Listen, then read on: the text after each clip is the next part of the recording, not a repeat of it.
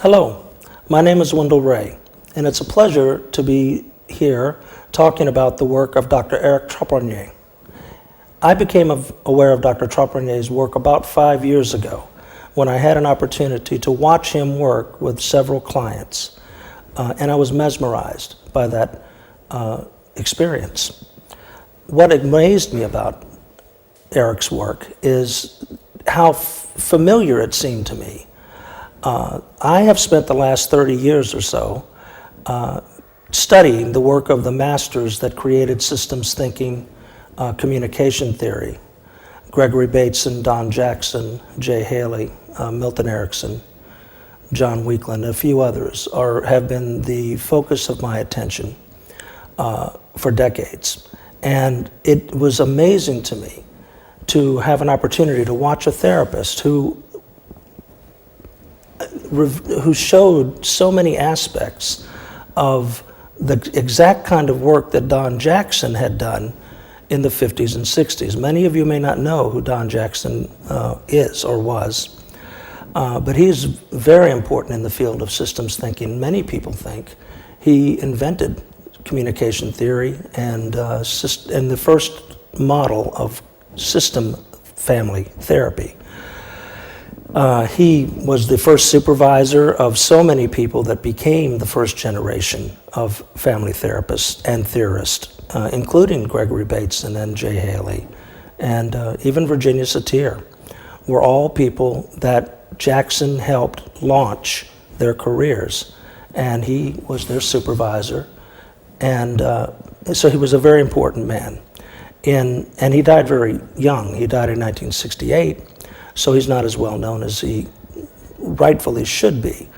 I, though, have studied him a long time, and when I watch Eric work, it's uncanny when I hear Eric say and do things that reveal the degree to which he is in touch with what's going on in the family itself, and then he knows what to do about it. Knowing what to do about it is everything. It's evident to me that Eric takes a purely interactional view of what's going on in a situation or in a system that is experiencing trouble, difficulties in living. He's transparent, some would even say blunt in his straightforward approach, but this can be very deceiving. If you observe Eric and his interactions, he's in constant touch with how the clients are responding to himself, how they're responding to one another. It's very nuanced, it's very sophisticated, and it only appears to be blunt to me. He has an uncanny comprehension of the way humans are connected to one another in a complementary way, where the husband might behave in one manner, and the effect of that is the wife is only a very narrow repertoire of alternatives to respond with. And the moment she responds in this manner, it narrows the husband's range of responses, and the next thing you know, you've got this complementary, what Jackson called quid pro quo, that's in place, that is bigger than just the two of them, and most often you have no control over. Now, within the circle of people in Europe, principally, and in French-speaking Europe, that are familiar with Dr. Trappeniers, they're just fascinated, or I've heard stories before I ever had a chance to observe his work about his speed and accuracy with which he could see the interactional implications of what people were doing, and then immediately act in a way to interrupt it and give people an opportunity to change how they're behaving with one another. I think he does this by making overt things that are covert, or things that are being implied by how people interact with one another. Not as much as what they say, but how they say it. And it's in how you say it that carries the nature of the relationship implications that underlie people's behavior.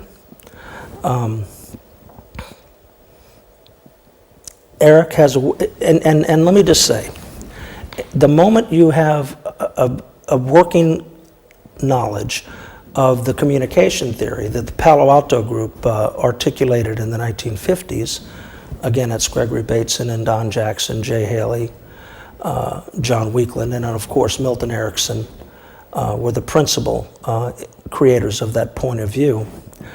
Then you have an idea of how to make sense of what's going on between people in the present moment, not what's supposedly is happening within them. Things might or probably are going on inside of people. But what this does is it shifts the focus of attention to what you can observe happening in the present moment between people. You know, how does it said? I am with you as you are with me. The dance, focusing your attention on how people are interacting with one another, is the name of the game. And the concepts that one can use to do that I think Eric has just mastered are the ideas like one cannot not communicate. We are constantly defining the nature of our relationship. How one helps people behave differently is not to criticize or reject them, but to positively connote their actions, to frame things in such a way as to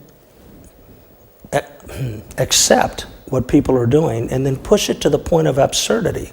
So you use the rules of relationships that exist to help people change. And it is magnificent when you get an opportunity to see it. Dr. Trappeniers is among the fastest I've ever seen at getting the rhythm of an interaction. When he enters the room, from the moment he begins to interact with the client, it's a joy to watch. It's almost as though he step by step does the unexpected, does the opposite of what people would think an expert might do when they walk into a room to help. But what Eric does is he fleshes these ideas out, and he has the clients behave in such a way as that this pattern of interaction just reveals itself right before you.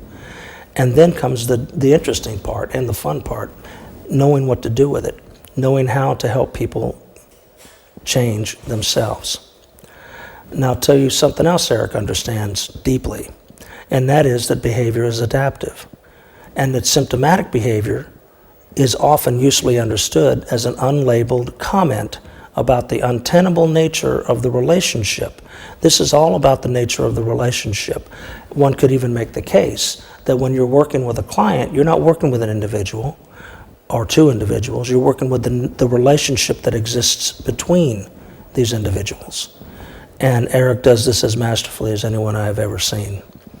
And behaves with them in such a way as to accept the premises and the